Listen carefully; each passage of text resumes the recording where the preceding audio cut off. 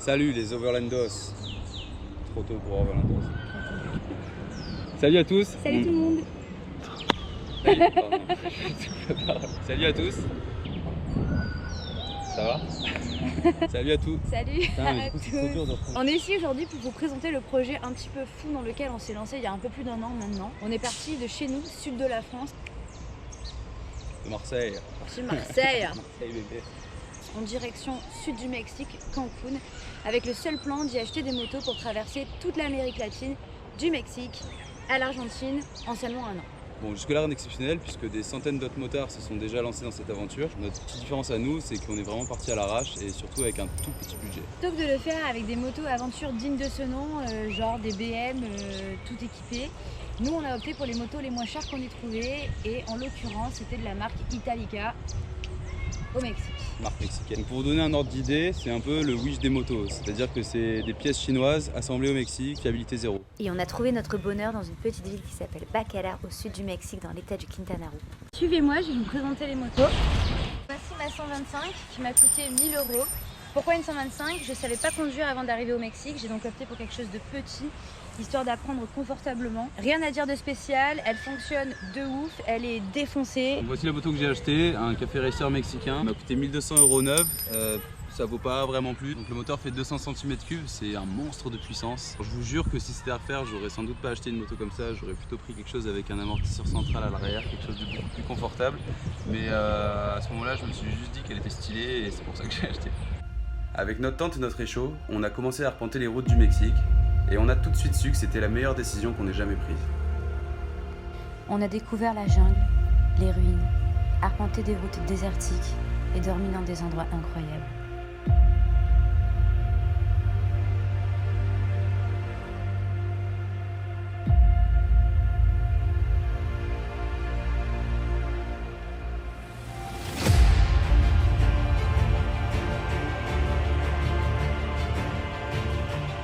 On a découvert une culture magnifique, mais surtout, on a fait des rencontres que l'on n'oubliera jamais.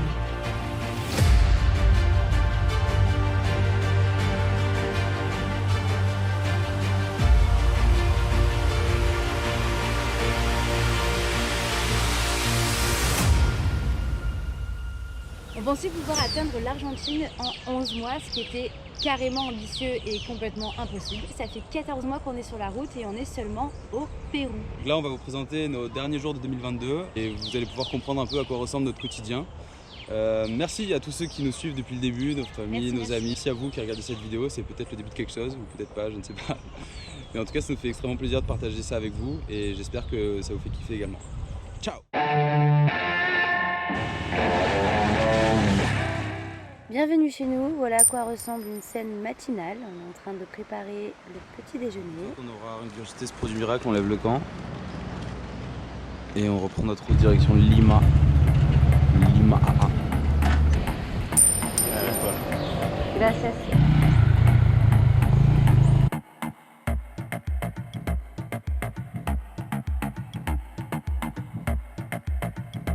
Escale Tingo Maria Lima, jour 2. Des chaussures trempées. Ouais, tout est trempé. On aime bien s'engager sur des pistes secondaires comme celle-ci parce qu'elles sont généralement beaucoup plus sympas que les routes principales avec plein de camions. Mais parce que c'est l'aventure, on n'a jamais trop d'infos sur la condition de la route à l'avance.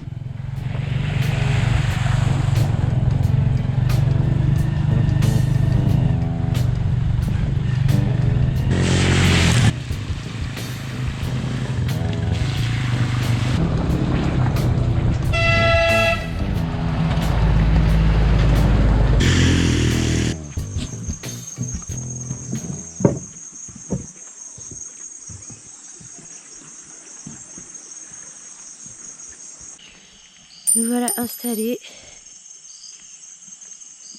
Ce sera une autre nuit à 0 pesos. Je vous fais visiter. Là, c'est notre petite salle de bain. Pour prendre une douche fraîche. Il faut savoir qu'au Pérou, ils ont un dicton.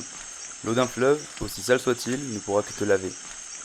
Une femme, par contre, aussi propre soit-elle, ne pourra que te salir. Bon ouais, c'est un mec qui nous a enseigné ce dicton.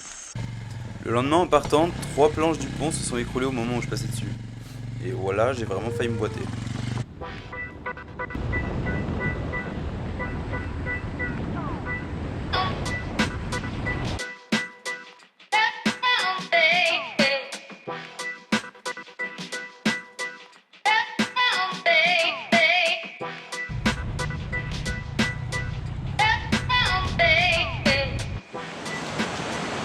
Là, c'est pas ça.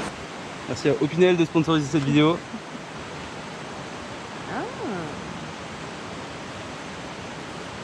On dirait une citrouille en fait, genre. Ça sent la citrouille. Ouais, c'est vrai. Ok.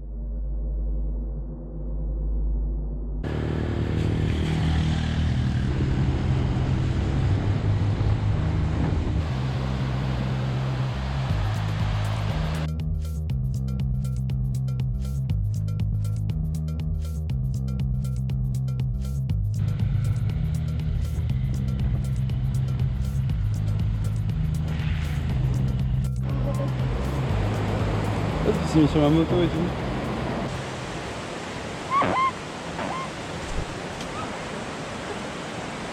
What the fuck. Peut-être qu'ils ont leur nid en vrai.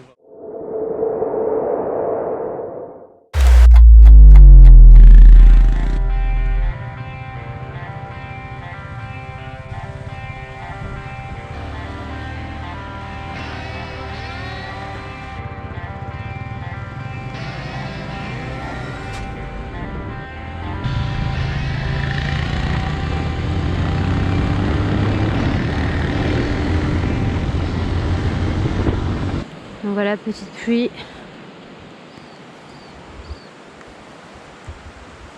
Petite pluie et pieds trempés, plein de boue.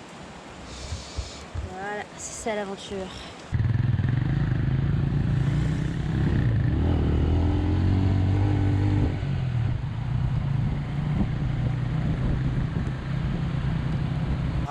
Comme je vous l'ai dit précédemment, on peut avoir des surprises sur la route, des glissements de terrain ou, comme ici, un petit dynamitage tranquille pour faire passer un camion un petit peu plus gros.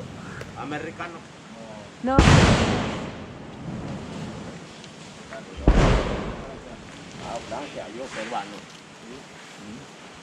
Voilà.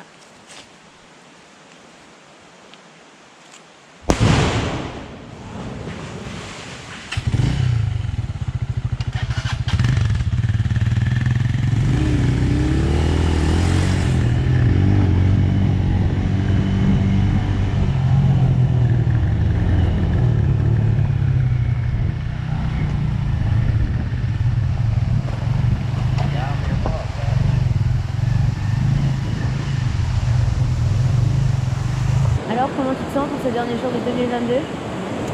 Super sale. Très sale. Une dizaine de kilomètres, on devrait arriver au prochain village.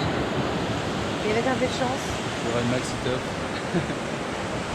ou du moins un endroit où dormir un peu chaud, quoi laver les fringues. On arrive au prochain village et là on a l'impression que nos prières ont été entendues. Posuso. Alors vous êtes peut-être en train de vous dire que ça ressemble pas vraiment au Pérou, ou que c'est pas l'idée que vous en faites, c'est normal. Le village a été fondé par des colons austro-allemands qui sont arrivés il y a 150 ans. Donc ça fait plaisir parce qu'après 2 jours dans la jungle, on s'attendait vraiment pas à tomber sur un village développé comme celui-ci. On va pouvoir se mettre bien pour notre dernier jour de 2022. Nous sommes le 1er janvier 2023. Et voici une scène de cuisine qui peut paraître inhabituelle pour vous, mais pour nous, c'est devenu un quotidien, une habitude. C'est bon comme ça là, chérie?